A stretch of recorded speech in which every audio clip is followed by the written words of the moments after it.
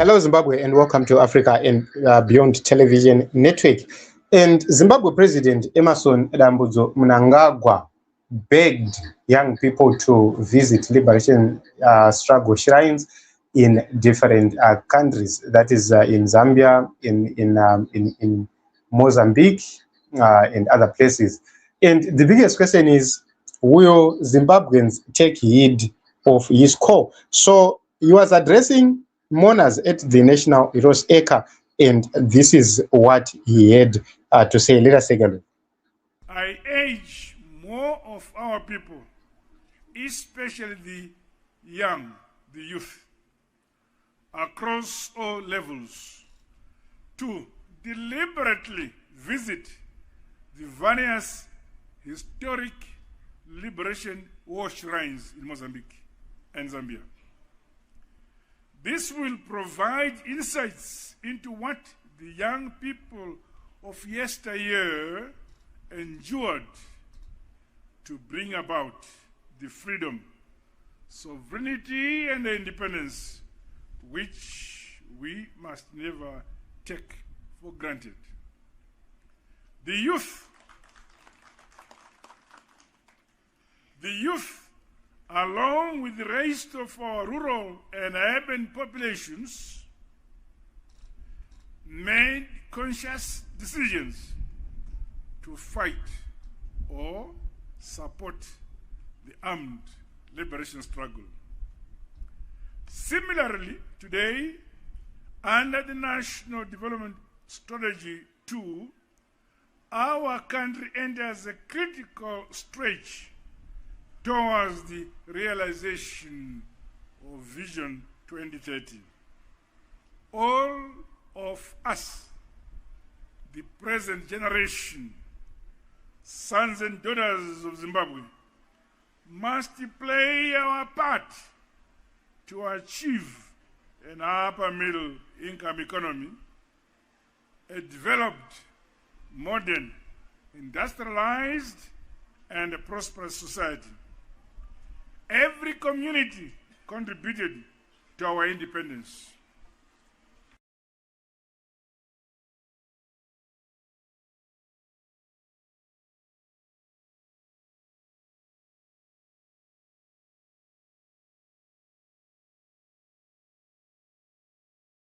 The young people visiting the liberation struggle shrines across.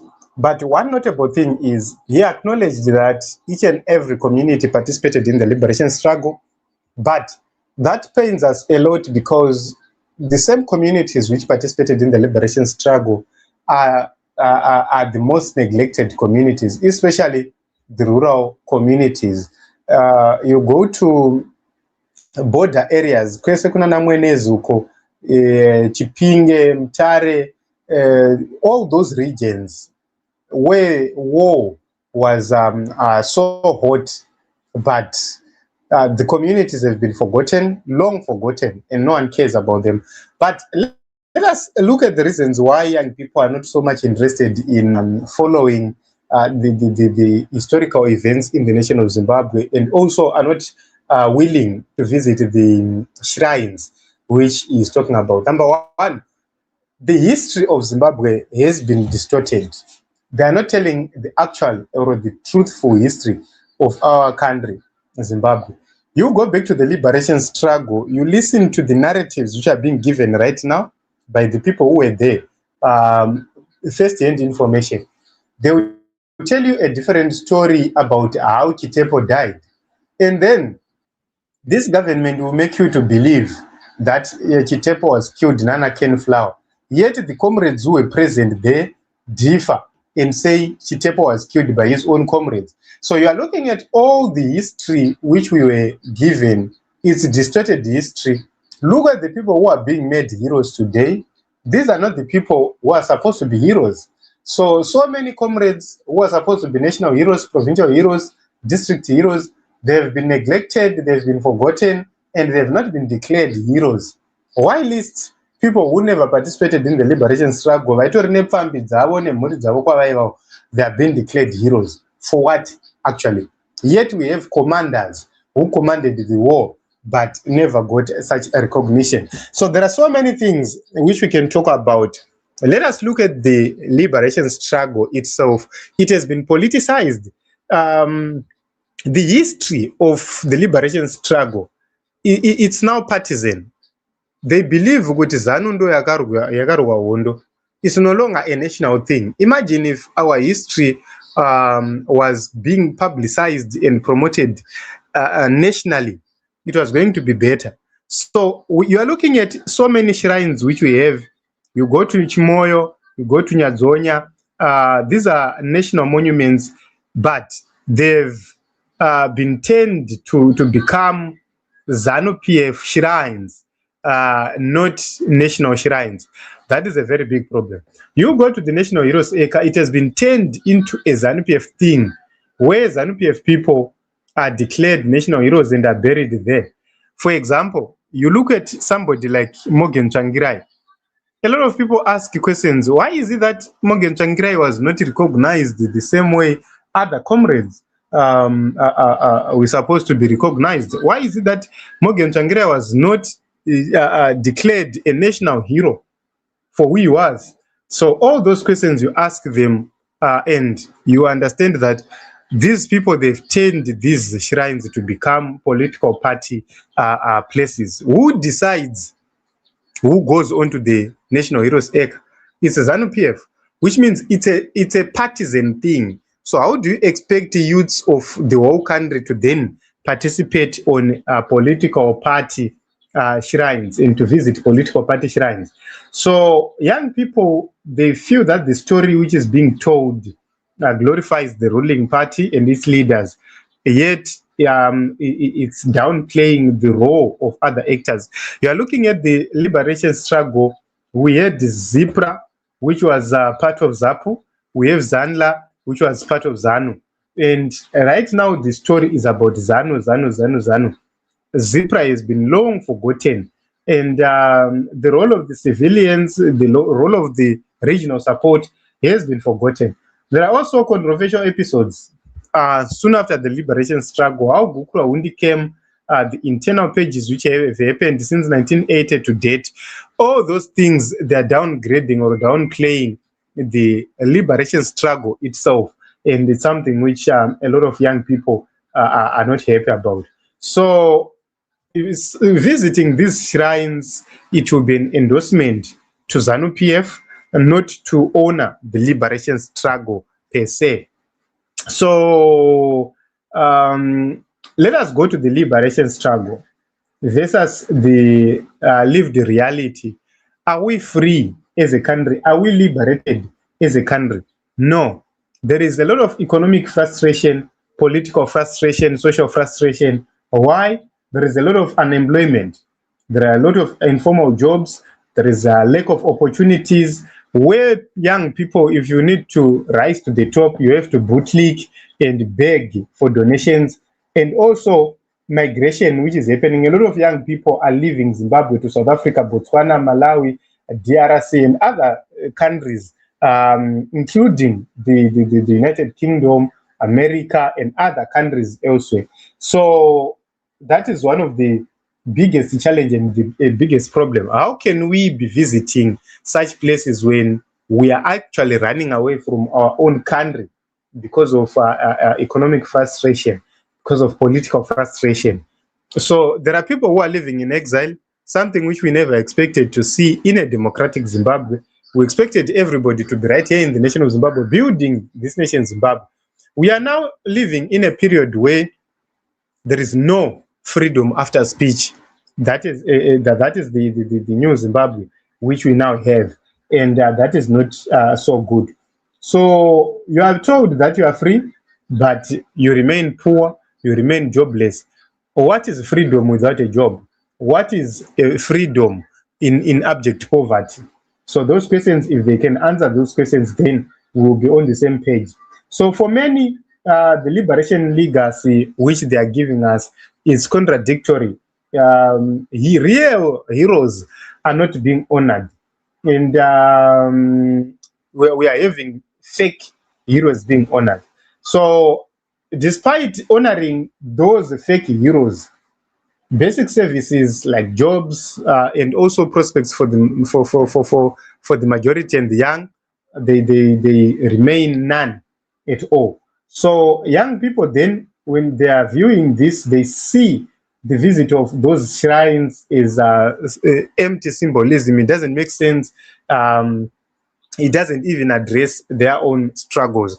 I want to give you an example of something which happened in Harare. There is something which was erected for something around 10 million United States dollars. There is a statue of Mbianianda in Harare right there. But Zimbabweans are not allowed to even pass through Pachidori Chocho. It was designed in such a way that people can pass through, pedestrians. They can pass through on daily basis. They can have photos taken on that place. But it's not accessible. They can't access it.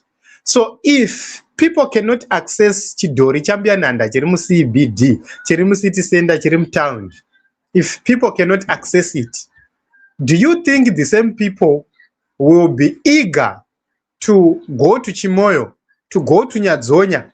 For what reason? For what purpose? If you can't allow them to visit, kungoenda pachidhori chamakaisa Chambiananda, muri kurambidza vanhu. Chisingadi kukwirwa bhazi, kono chinoda kungokwira kombi ye50 cents upinda mutaundi kana yedhora. What more kuenda kuNyadzonya? How much does it cost for one to go to Nyadzonya? You also need a passport to cross into Mozambique to go to Nyadzonya in Chimoyo. So if you can't access chinhu chausuruda passport, chausurukuda mari yakawanda, what more shrines which are very, very far away? Everything doesn't make sense. Then you are looking at organized events anoitwa nehurumende. They bring a lot of distrust in terms of political motives. So the state will organize will organize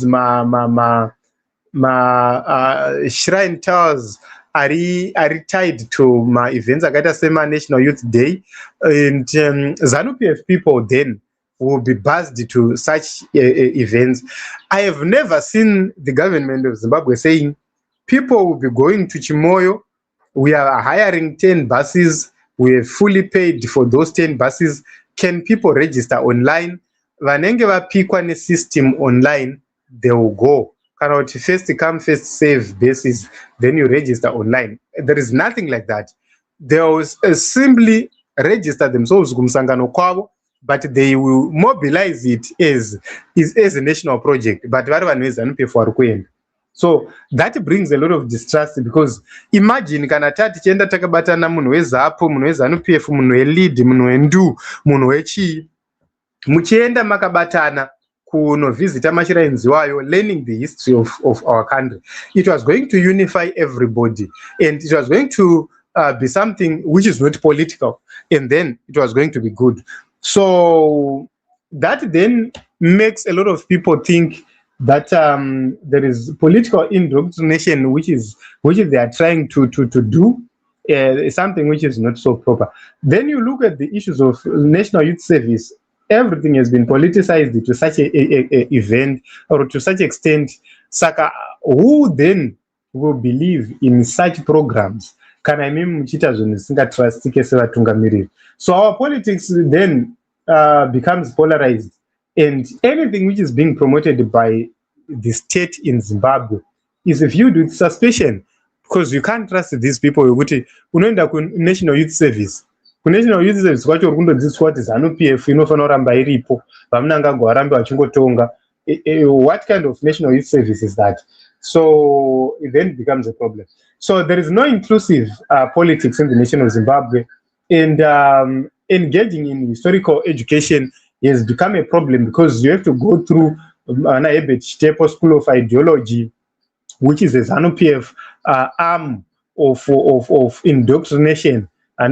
So it becomes a very big problem, because you'll be taught propaganda. So you are looking at how the liberation struggle is being taught, the history itself. It's a one-way style.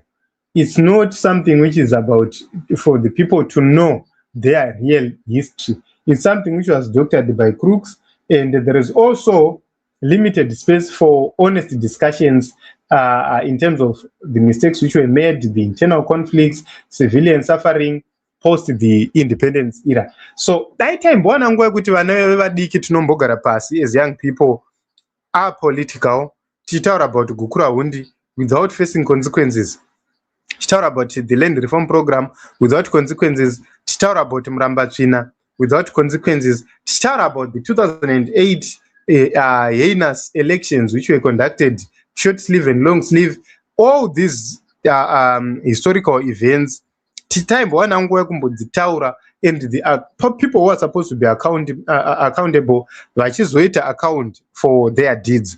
It was going to be a starting point for a better Zimbabwe.